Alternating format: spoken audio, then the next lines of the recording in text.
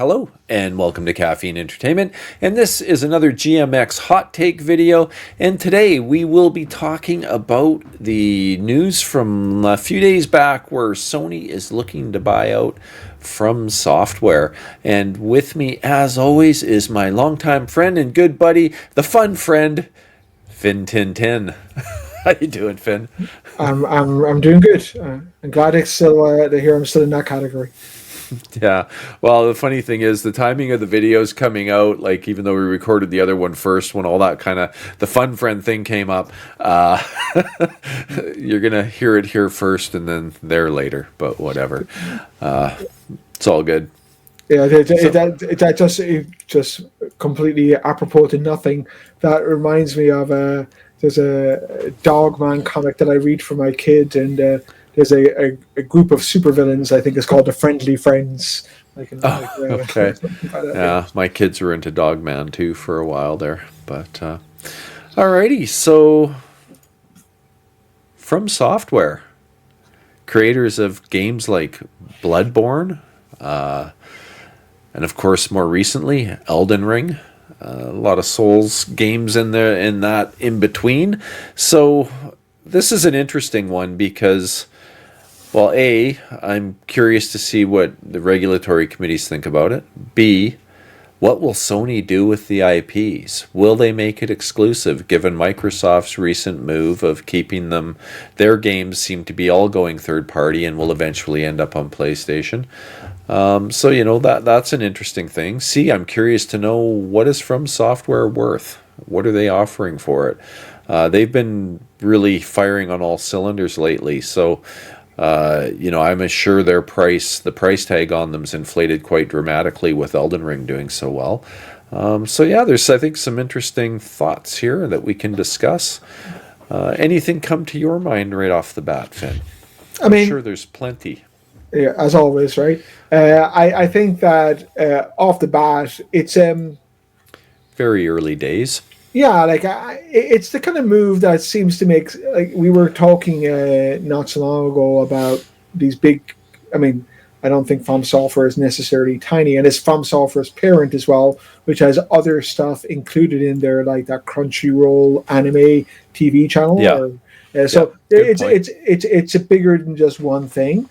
And I have no idea, quite frankly. I'm not a big anime fan or anything, so I have no idea how popular Crunchyroll is. I think it's somewhat big, but I don't know that for sure. What I will say though is that these games, maybe not the most recent one, but going back to the Souls games and Bloodborne, etc. They always seem like more Sony type games anyway. Their home has always been Sony, so in that respect, it's kind of like I want to say like a marriage made in heaven, but it kind of makes sense that Sony would be interested in acquiring them. As you say, what's going to be interesting is what they do with it.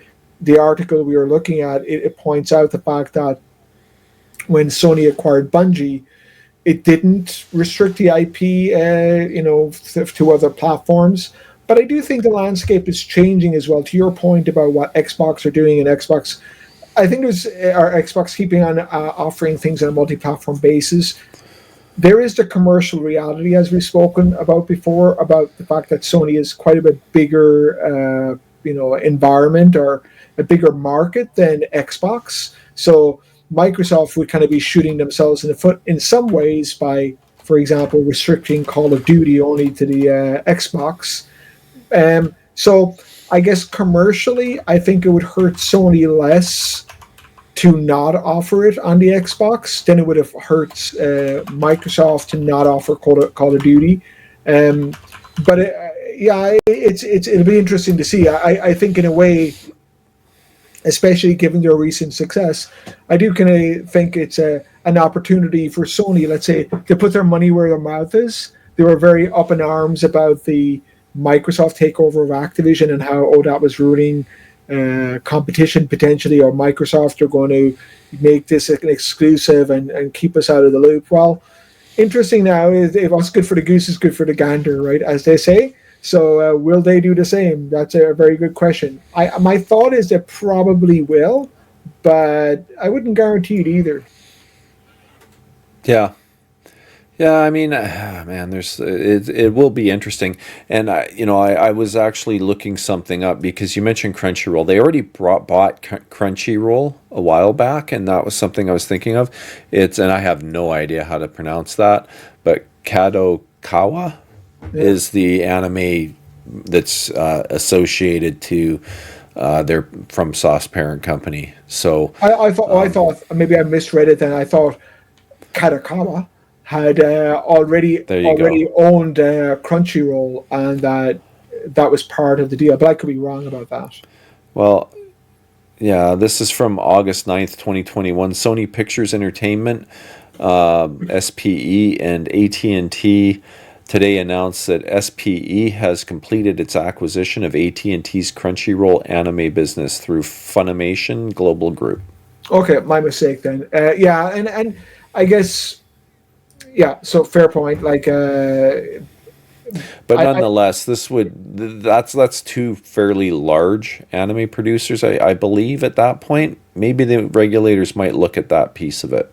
yeah, maybe. I Maybe. mean, like Sony has, like we've said before, like Sony has always had obviously a Japanese focus that Microsoft has not.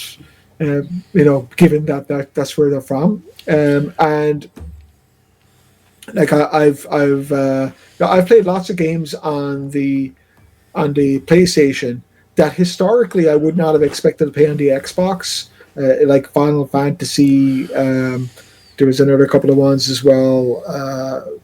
The Curse of, what was it called? The Curse of the White Witch. I can't remember what the name of the game was, but like kind of anime type games, not your type of games at all. Sounds Uh, like an inscription like game or something.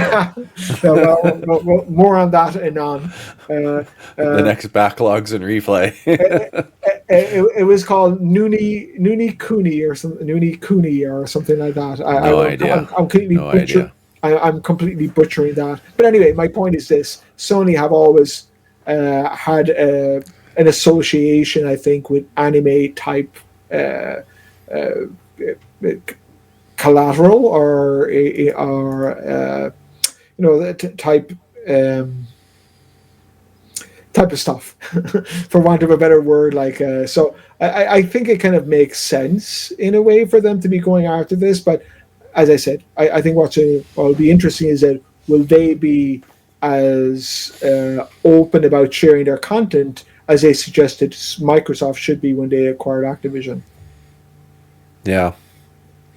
Yeah, I mean, I don't know. I guess I'm still curious to see what they do. The one thing I was thinking that might be interesting about this purchase, how long have people been begging for a Bloodborne remake or like an updated version of it for PS5?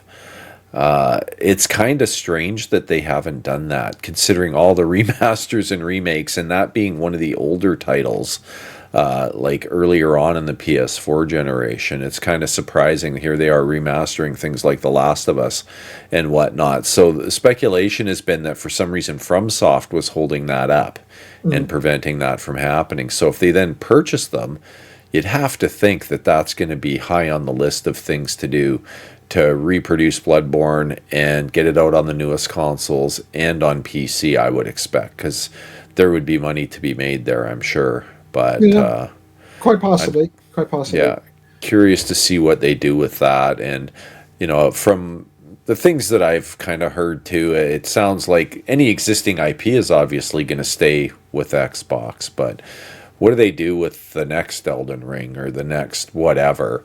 Will that or will that be exclusive to PlayStation and PC? Probably. I'm gonna say I would fully expect that Xbox won't be seeing any from soft games in the future. That's Yeah, my guess. it's possible. As I say, the commercial reality is that it hurts Xbox more to keep stuff off Sony than vice versa. Is what I Yeah. think. So Well, and the funny thing is, this is kind of Phil Spencer famously said, every time Sony, sells a third party game, they use that 30% to buy other IPs up and keep them off of Xbox, and then Xbox puts all their games on PlayStation. So, in a way, Sony's using the money they've made from selling Xbox games in order to complete this deal potentially. But yeah, I mean, I'm curious as well, like how much it's going to go for ultimately. I don't think it's a deal of the scale of Activision, however No, critically no, it won't even lauded. be close. Yeah, however critically lauded Elden Ring was, it's not like acquiring like the Call of Duty franchise. That's a No, whole different completely stratus. different animal. Yeah, Yeah, so yeah, we'll see. I don't know. Even again, I'm not suggesting it should be one way or the other, but I don't think if Sony did keep it exclusive, I don't think it would necessarily hurt Xbox that much, any more than yeah, they're hurting themselves. yeah, yeah. It'll be interesting, but uh, I'm not gonna lie. I would laugh a little bit because I've been openly critical of the strategy that Microsoft has undertaken, and I mean, ultimately, if you want to be in the game and have a platform, even if it's just Game Pass is the platform and software is your platform, and you want to have people subscribing to Game Pass and streaming they're less likely to do that the more third party stuff goes away and the more games you're missing, especially if you're putting all your games everywhere else. Yeah. Like Sony's introduced the one big feature that was missing from the PlayStation Portable, the little handheld that doesn't actually play games locally. It only streamed them from your PlayStation. Now you can stream from the cloud with it. Mm. So, that's another shot at across the bow of Microsoft, and Microsoft seems dead set on giving all their games away for short-term gain, I think, which is going to create long-term pain for them. But time will tell. It's interesting, though. I'm curious to see Yeah. how this one plays out. I Yeah. do tend to agree with you. These games are more synonymous with PlayStation probably than Xbox. So, Yeah. And again, like I think that I would laugh at Sony if they then decided to bring like the Elden Ring 2 or whatever in house and only be on Sony. Like, hey, you guys were very much adamant that Call of Duty should be available everywhere, and it would really hurt you and hurt. Yeah, we'll see what they yeah, do. We'll see if they're good to their word. I have my yeah, suspicions we'll they may see. not be, but we'll see. Yeah, I won't be the least bit surprised if Sony goes down the path of making these games exclusive. But time will tell. Any closing thoughts? I think we just kind of did that, but Nope. I think that's it. all right. Well, Finn, tell people how they can reach you. I remembered this time. Okay. Yeah, you can get me at Fin1010 with a one in the name on Twitter, as you see below there. And you can get me on Game Pass, PlayStation, and Steam at Fin1010, all alphabetical characters. Right on. And I am at Mental9R on X. I am Mental9R on PlayStation, Xbox, and Steam, and just about anywhere else you can play games. And of course, you are at Caffeine Entertainment. If you enjoyed this show, please find it in your heart to hit that like and subscribe button. Maybe even share it out with a few friends. Hit follow if you're on Rumble. It'd be greatly appreciated. The channel's growing slowly but surely, and we appreciate every single one of you that sticks with us and watches all the shows. Once again, I'm Mental9R. He, over there, is Fin1010. This is Caffeine Entertainment. Don't forget, it's time to wake up and play some games.